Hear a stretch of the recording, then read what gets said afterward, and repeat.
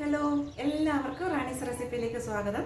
ഇന്ന് ഞാനിവിടെ ഉണ്ടാക്കുന്നത് ഒരു അറബിക് റൈസാണ്, ബുഹാരി റൈസ്. നമുക്ക് സിമ്പിളായിട്ട് ഉണ്ടാക്കാൻ പറ്റുന്ന റൈസാണ്. എല്ലാവരും ഇത് ഉണ്ടാക്കി നോക്കണം. ഇപ്പോൾ ഈ റൈസിൻ്റെ കൂടെ നോൺ വെജ് കഴിക്കുന്നവർക്ക് ചിക്കൻ കറി, മട്ടൻ കറി, എഗ്ഗ് കറി കൂട്ടി കഴിക്കാവുന്നതാണ്. വെജ് കഴിക്കുന്നവർക്ക് പനീർ കറി, കോളിഫ്ലവർ കറി, പീസ് കറി കൂട്ടി കഴിക്കാവുന്നതാണ്. അപ്പോൾ എല്ലാവരും ഇത് ഉണ്ടാക്കി നോക്കണം. അതുപോലെ എൻ്റെ ചാനൽ ഇഷ്ടപ്പെടുകയാണെങ്കിൽ ലൈക്ക് ചെയ്യണം, ഷെയർ ചെയ്യണം, സബ്സ്ക്രൈബ് ചെയ്യണം. സബ്സ്ക്രൈബ് ചെയ്യുമ്പോൾ ഓൾ എന്ന ഓപ്ഷൻ എനേബിൾ ചെയ്യണം. ഓൾ എന്ന ഓപ്ഷൻ എനേബിൾ ചെയ്താലേ ഞാൻ ഇടുന്ന വീഡിയോയുടെ നോട്ടിഫിക്കേഷൻ കിട്ടത്തുള്ളൂ. അപ്പോൾ നമുക്ക് റെസിപ്പിയിലേക്ക് പോയാലോ. അതിന് വേണ്ട ഇൻഗ്രീഡിയൻസ്: 1 കപ്പ് ജീരകശാല റൈസ് കഴുകി വൃത്തിയാക്കി എടുത്തിട്ടുണ്ട്, ഒരു സവാള ചോപ്പ് ചെയ്തെടുത്തിട്ടുണ്ട്, ഒരു തക്കാളി ചോപ്പ് ചെയ്തെടുത്തിട്ടുണ്ട്, 3 ടേബിൾ സ്പൂൺ ബട്ടർ, 3 അല്ലി വെളുത്തുള്ളി കട്ട് ചെയ്തെടുത്തിട്ടുണ്ട്, മസാലപ്പൊടികൾ: 1/2 ടേബിൾ സ്പൂൺ മുളക് പൊടി, 1/4 ടീസ്പൂൺ മഞ്ഞൾപ്പൊടി, 1 tablespoon parsley, 1.5 tablespoon Arabic masala powder. ഡെക്കറേഷന് വേണ്ടി ഒരു ക്യാരറ്റ് നീളത്തിൽ കട്ട് ചെയ്തെടുത്തിട്ടുണ്ട്, കറുത്ത മുന്തിരി എടുത്തിട്ടുണ്ട്, പിന്നെ ആവശ്യത്തിന് ഉപ്പ്. നമുക്കിത് എങ്ങനെയാണ് ഉണ്ടാക്കുന്നതെന്ന് നോക്കാം. അപ്പോൾ ആദ്യം നമുക്ക് ഈ ക്യാരറ്റും മുന്തിരിയും ഒന്ന് ഫ്രൈ ചെയ്തെടുക്കാം. അതിന് വേണ്ടി ഒരു പാൻ വെച്ച് ചൂടാകുമ്പോൾ അതിലേക്ക് 1 ടേബിൾ സ്പൂൺ ബട്ടർ ഇട്ട് കൊടുക്കാം. ഇപ്പം ബട്ടർ ഇപ്പം മെൽറ്റായിട്ടുണ്ട്. അതിലേക്ക് കട്ട് ചെയ്ത് വെച്ചേക്കുന്ന ക്യാരറ്റ് ഇട്ട് കൊടുക്കാം.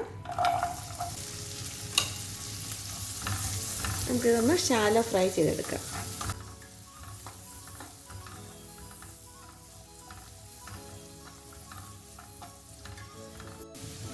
ഇതിപ്പം ഷാലോ ഫ്രൈ ആയിട്ടുണ്ട്. നമുക്കിതിലേക്ക് കറുത്ത മുന്തിരി കൂടെ ഇട്ട് കൊടുക്കാം.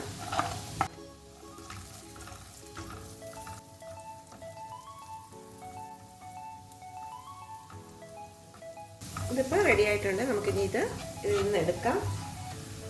നമുക്കിനി ഇതിലേക്ക് 1.5 ടേബിൾ സ്പൂൺ ബട്ടർ ഇട്ട് കൊടുക്കാം. ഇതിലേക്ക് പട്ട, ഗ്രാമ്പു, ഏലക്ക, കുരുമുളക് ഇട്ട് കൊടുക്കാം.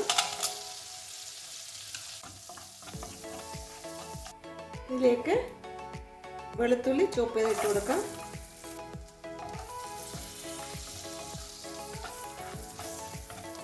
ഇതൊന്ന് വഴറ്റിയെടുക്കണം. വഴന്ന് വന്നിട്ടുണ്ട്. നമുക്ക് ഇനി ഇതിലേക്ക് സവാള ചോപ്പ് ചെയ്ത് ഇട്ട് കൊടുക്കാം.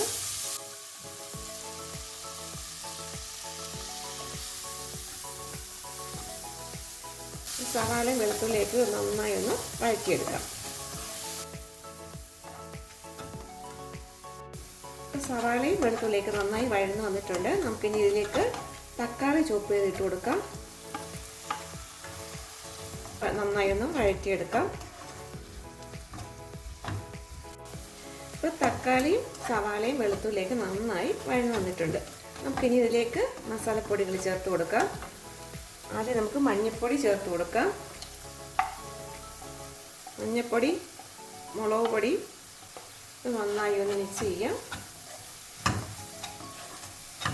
ഇതിലേക്ക് അറബിക് മസാലപ്പൊടി ഇട്ട് കൊടുക്കാം. ഇതെല്ലാ ഷോപ്പുകളിലും വാങ്ങിക്കാൻ കിട്ടും. ഇട്ട് കൊടുക്കാം. പാർസ്ലി ഇട്ട് കൊടുക്കാം. നന്നായി ഒന്ന് മിക്സ് ചെയ്യാം.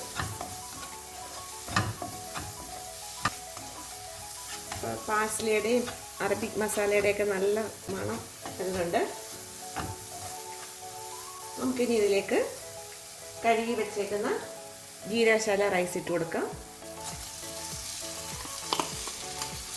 നന്നായിട്ടൊന്ന് മിക്സ് ചെയ്യാം.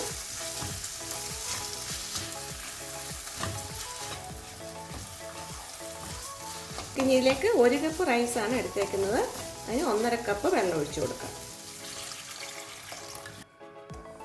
നമുക്ക് ഇതിലേക്ക് ആവശ്യത്തിന് ഉപ്പിട്ട് കൊടുക്കാം. നന്നായി ഒന്ന് മിക്സ് ചെയ്യാം.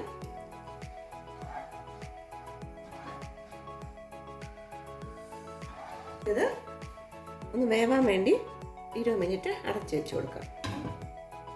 ഇത് റെഡിയായോ നോക്കാം.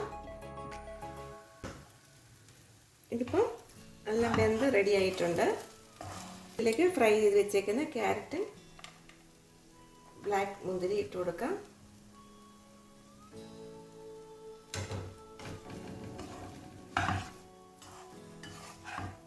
നന്നായിട്ടൊന്ന് മിക്സ് ചെയ്യാം.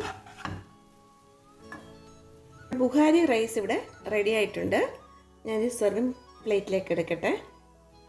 ടേസ്റ്റി ആയിട്ടുള്ള ബുഹാരി റൈസ് ഇവിടെ റെഡി ആയിട്ടുണ്ട്. ഇത് നോൺ വെജ് കഴിക്കുന്നവർക്ക് സൈഡ് ഡിഷായിട്ട് ചിക്കൻ കറി, മട്ടൻ കറി, മുട്ടക്കറി കൂട്ടി കഴിക്കാവുന്നതാണ്. വെജ് കഴിക്കുന്നവർക്ക് സൈഡ് ഡിഷായിട്ട് പനീർ കറി, കോളിഫ്ലവർ കറി, പീസ് കറി കൂട്ടി കഴിക്കാവുന്നതാണ്. അപ്പോൾ എല്ലാവരും ഇത് ഉണ്ടാക്കി നോക്കണം. ഉണ്ടാക്കി നോക്കിയിട്ട് ഫീഡ്ബാക്ക് അറിയിക്കണം. എല്ലാവർക്കും ഇഷ്ടപ്പെട്ട ലൈക്ക് ചെയ്യണം, ഷെയർ ചെയ്യണം, സബ്സ്ക്രൈബ് ചെയ്യണം. അടുത്ത നല്ല റെസിപ്പിയായിട്ട് കാണാം. ബൈ.